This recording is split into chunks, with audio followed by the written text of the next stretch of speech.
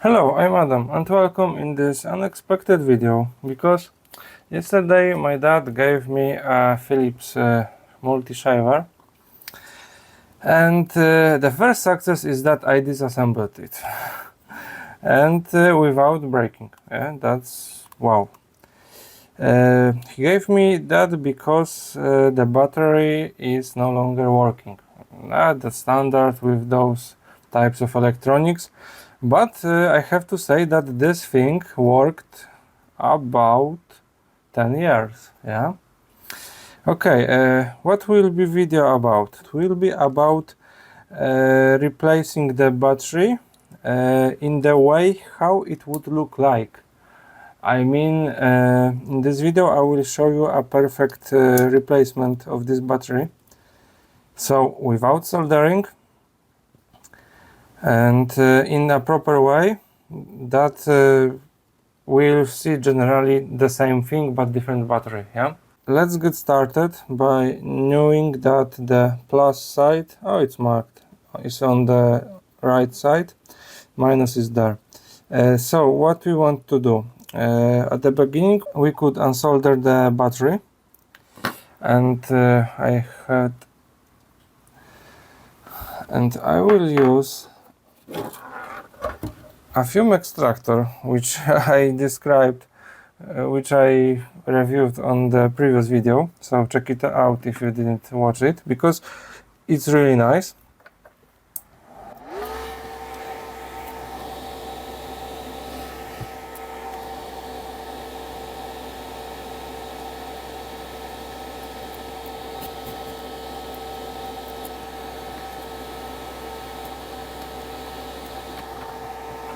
Okay, we removed the battery, and maybe you didn't see, but it was glued there, but the glue is still adhesive. Okay, so now we've got the battery unsoldered, and so now I will clean the holes.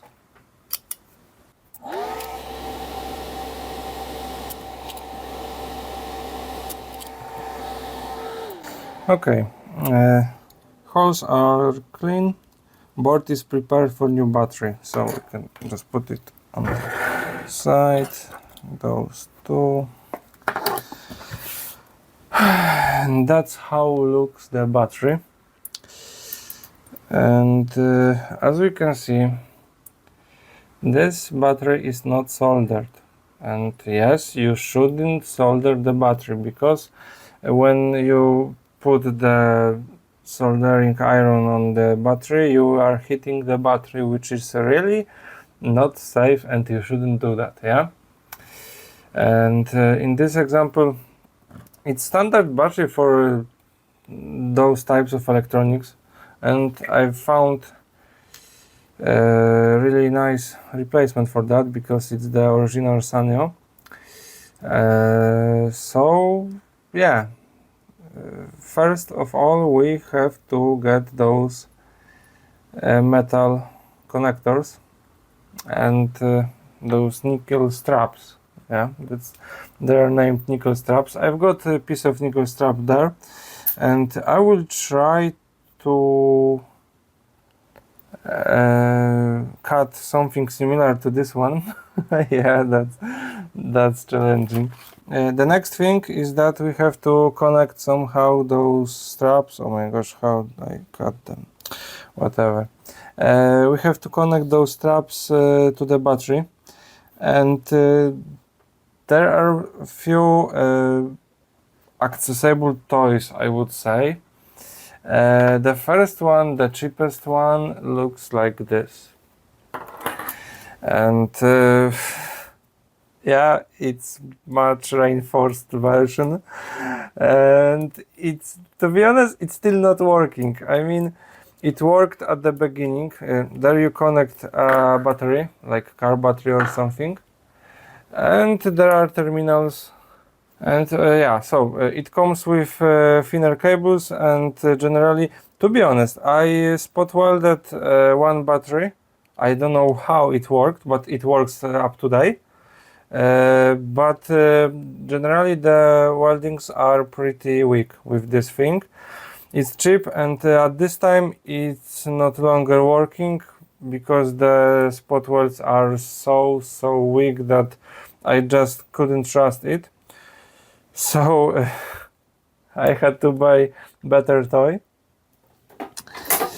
And here comes, oh my gosh, it's so heavy. And here comes this thing. Yeah, that's how it looks. And oh my gosh, it weighs a lot. It comes with pod switch. And okay, so those are the terminals. And how it's made? It's made of a microwave transformer. You can buy similar cheap electronics which is steering that. And yeah, generally the rule is that you've got microwave transformer, you change the secondary wiring, and you are able to get voltage like 2 or 3 volts, but about 1000 amps, yeah, and that's why it's working, yeah. Okay, so those things are not really expensive, because you can buy the microwave for really cheap, I don't know, $10, the electronics for about $15 or $20, and the rest is really nice case, really nice terminals, controls, etc. Yeah, and I will connect it and set up it. Okay, and when we power it up, yeah, there are so LEDs that showing something, but that's not the necessary thing. We've got the two settings. First one is how many pulses will be there. One pulse is about 20 milliseconds, I think, and the other one is the strength. And generally I'm using it something around 4, maybe 3, and the max strength. And okay, let's test it out on the older battery. What will happen, yeah? But of course this is time where I should have a third hand, and it still would be, but okay, I will manage to get it. Okay, both contacts there are, and bam, and we can see the spot weld is some kind of a fabric, yeah, and yeah, and you can see I teared the nickel strip instead of breaking the spot weld, yeah. So that means that's the correct power for those, yeah. It was perfect weld, to be honest. Okay, so now we have to try to make a copy. 2 words before. As you can see, this battery is refurbished, so generally it's new but without any cycles. But it got from the I've got it from the another packet, so I had to completely remove the remainings, like there you can see about the nickel strap. So I had to polish it, yeah, to have a nice surface. Okay, so let's start with the bigger one on the minus side.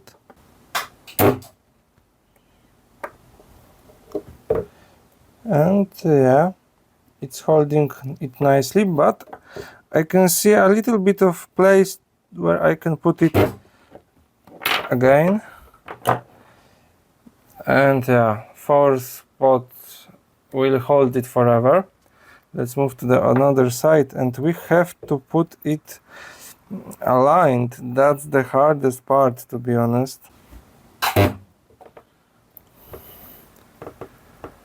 And yeah, it's holding really nice, and I think that's no need to do anything more. and oh my gosh, almost aligned, I would say. Okay, so let's get this foam move from this one to this one, because why not? And now there is a plus side, there is a minus side, and we will see how we manage. And this one is a little bit too thick, so I have to cut it somehow. Oh my gosh. Okay, and let's watch. There is a plus, there is a plus. Okay, it will work. Okay, and as we can see, I inserted the battery and it's pretty aligned, and now we have to solder it, and generally that's it. I'll put it into the casing to see if it's fitting.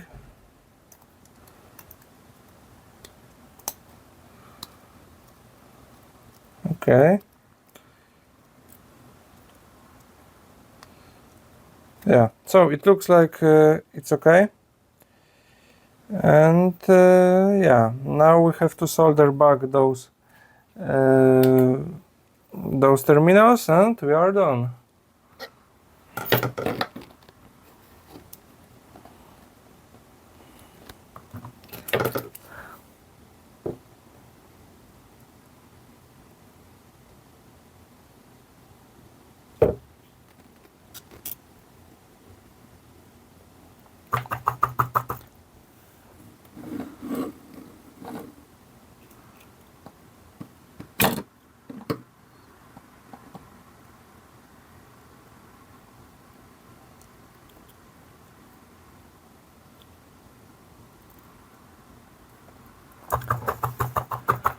Yeah, and that's it. Let's charge it up and try how it works. Thanks for watching, please leave a comment and hit the subscribe button. Bye!